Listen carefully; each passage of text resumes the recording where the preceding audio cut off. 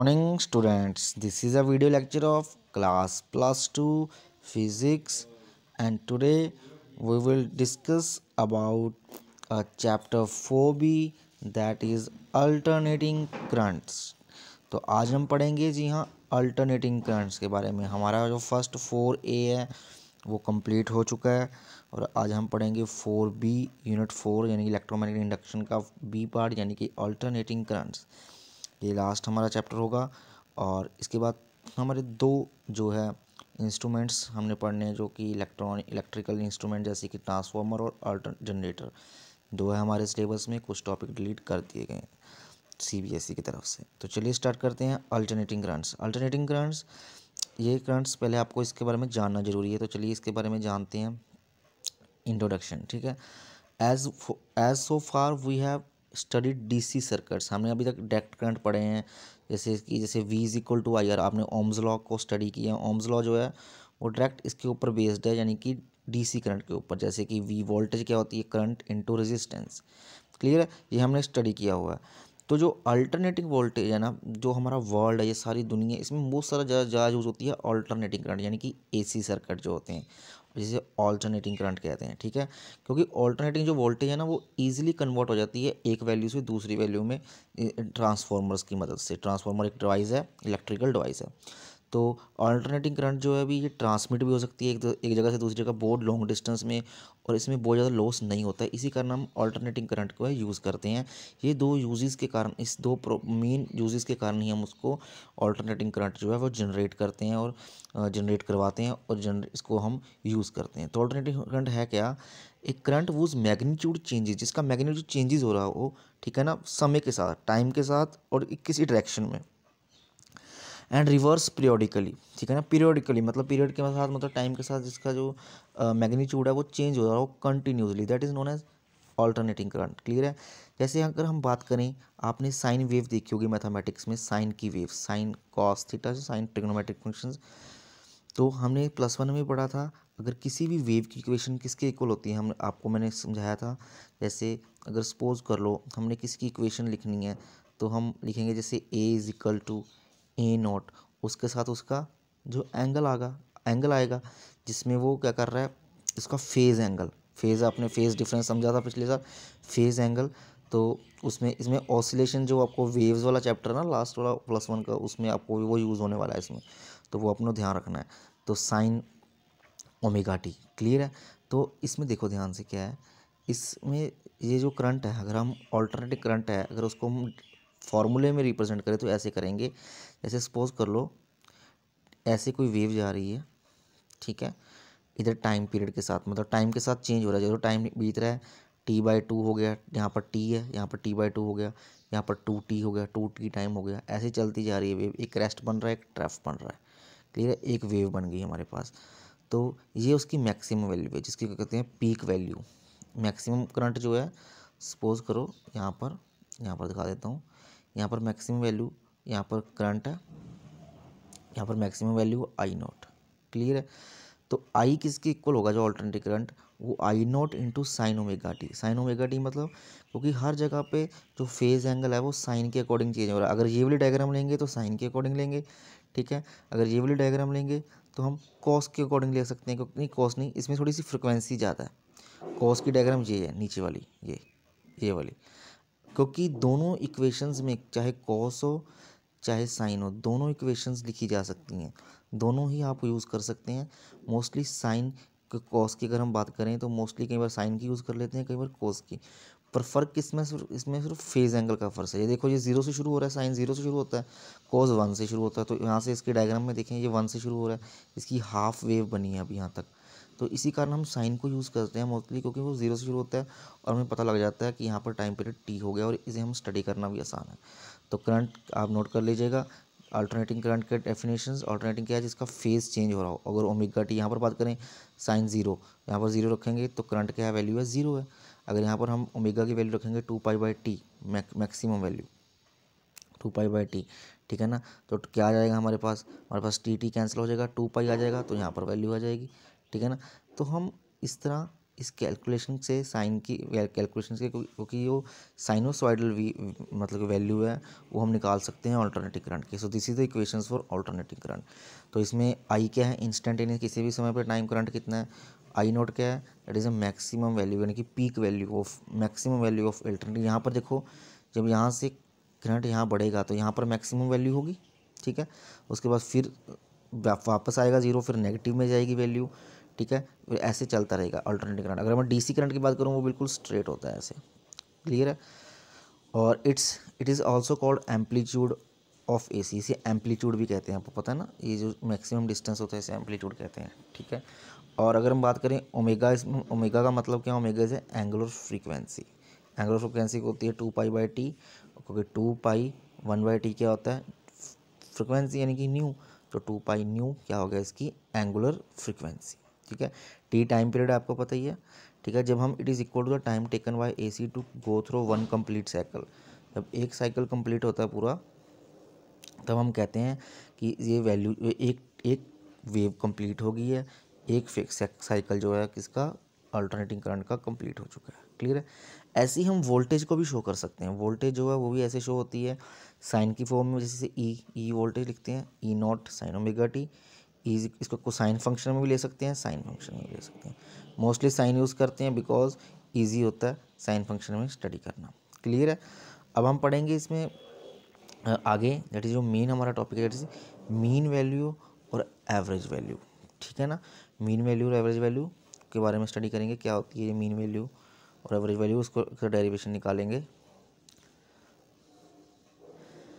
The mean value और average value of AC, किसी भी अल्टरनेटिव करंट की मीन और एवरेज वैल्यू किसी भी हाफ साइकिल पे, हाफ साइकिल मतलब अभी साइकिल हाफ कंप्लीट हुआ है, is defined as that value of steady current, उस वैल्यू है, उसकी वैल्यू है स्टेडी करंट की जो same amount of charge pass करता है किसी भी सर्किट में of half the cycle as is sent by AC, अगर वो एसी द्वारा सेंड की जाए सेम सर्किट में सेम टाइम पे, क्लियर है।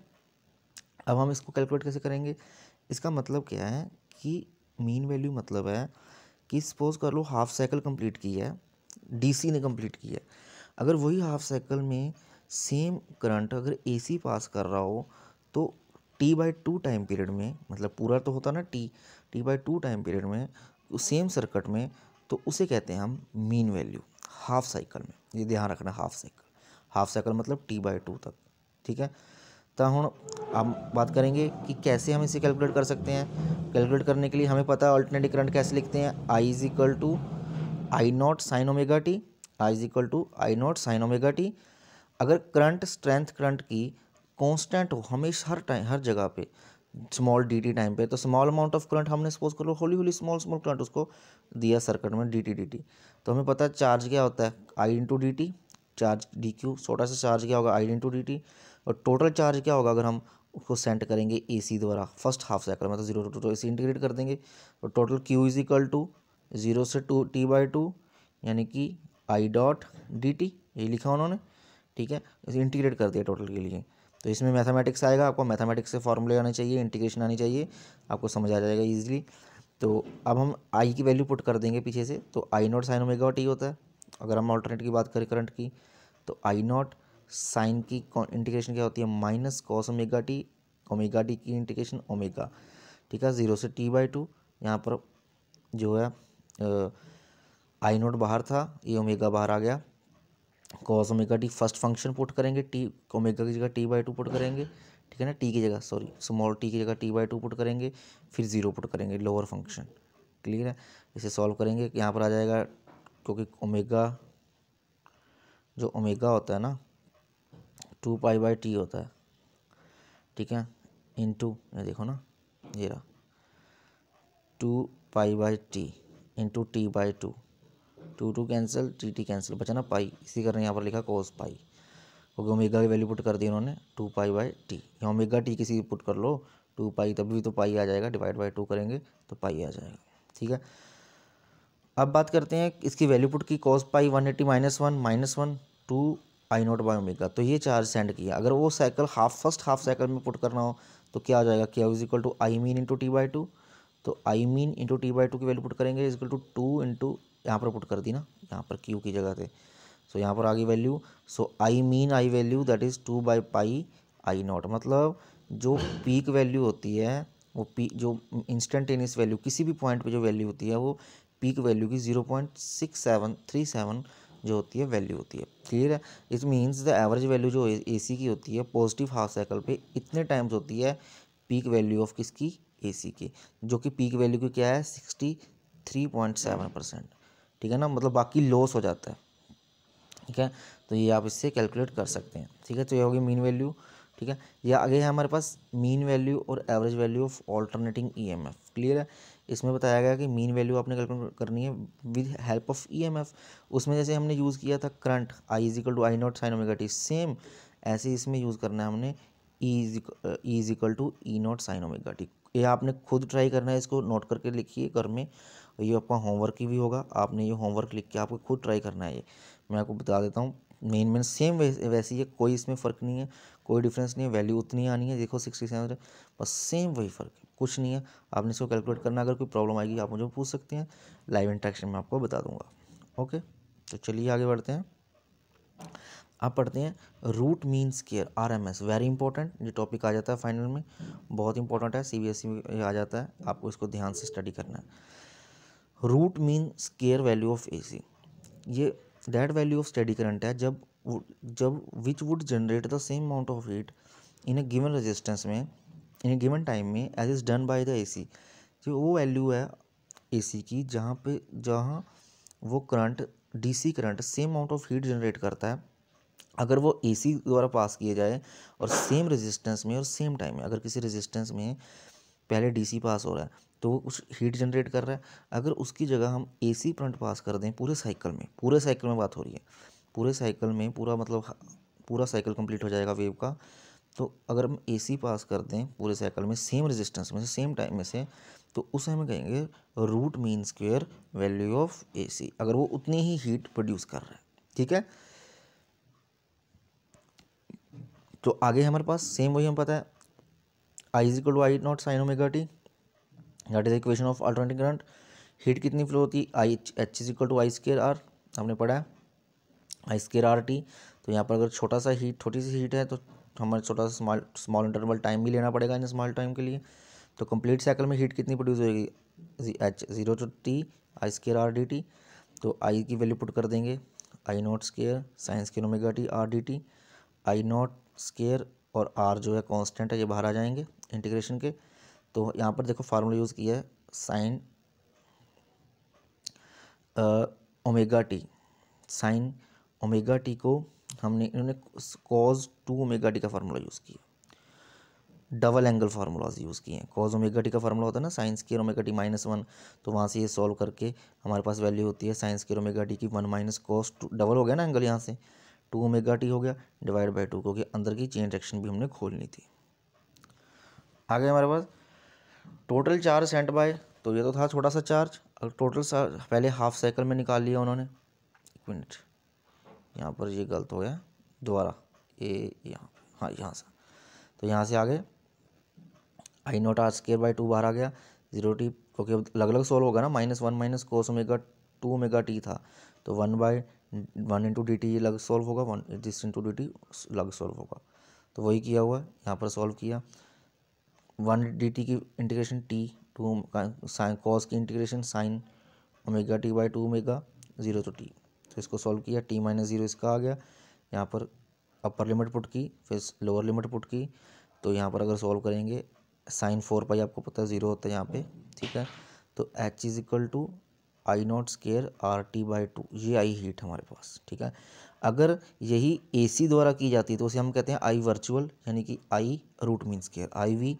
तो हम इसको पुट कर देंगे इसकी जगह, तो यहाँ पर देखें I V virtual I naught by root, मतलब जो आई हमारी वैल्यू है वर्चुअल, वो पीक वैल्यू का जो आरएमएस वैल्यू होती है, वो पीक वैल्यू जो मेन वैल्यू है यानी कि जो डीसी की वैल्यू है उसका 0.707 जो परसेंट है, मतलब कि 70.7% हो जाती है of the peak value of AC की। ठीक है ना, ये आपने ध्यान रखनी है, जो वर्चुअल वैल्यू है वो एसी की जो मेन वैल्यू के ये कितना हिस्सा है 70% वैल्यू, वेरी इंपॉर्टेंट है। ठीक है, आप इसके न्यूमेरिकल्स भी सॉल्व कर सकते हैं, देखो दिया हुआ करंट दिया हुआ है ओमेगा सी यहाँ पर अपने वैल्यू पुट करनी है, I is equal to I sine omega T. ठीक है, साइन की वैल्यू सिंपल दे रखी है बीच में, इसमें ज़रूरत भी नहीं है। करंट दे रखा है 6 से, आई आर एम एस क्या हो जाएगी, आई नॉट बाई रूट 2। यहाँ पर सॉल्व किया 4.2, इतना करंट पास होगा AC में। क्लियर है। ये सेम ऐसे है, root mean square value of alternating, जैसे वहाँ पर थी साइन ओमेगा टी यूज़ कर रहे थे, यहाँ पर EMF के लिए इसमें भी साइन ओमेगा टी यूज़ करेंगे, बस उसमें करंट की जगह हम लिखेंगे E is equal to E naught sine omega t. ये अपनी प्रैक्टिस करना, ये भी आपका होमवर्क है। क्लियर है। और इसको देख लीजिए, सेम वही प्रोसीजर है, कोई इसमें डिफरेंस नहीं है, सेम वही फॉर्मूला, बस आई की जगह ई लिख दिया गया। क्लियर है। ट्राई करना, अगर कोई डाउट होगा मैं आपको बता दूंगा। क्लियर है। कोई भी डाउट होगा आज आप इतने करते हैं, कल हम इससे आगे पढ़ेंगे, LCR सर्किट के बारे में जानेंगे, इंडक्टेंस, AC, कैपेसिटेंस, और प्रैक्टिकल फाइल आप एक्टिविटीज़ लिख लीजिए प्रैक्टिकल फाइल में, कल फिर बात करेंगे। ठीक है, थैंक यू।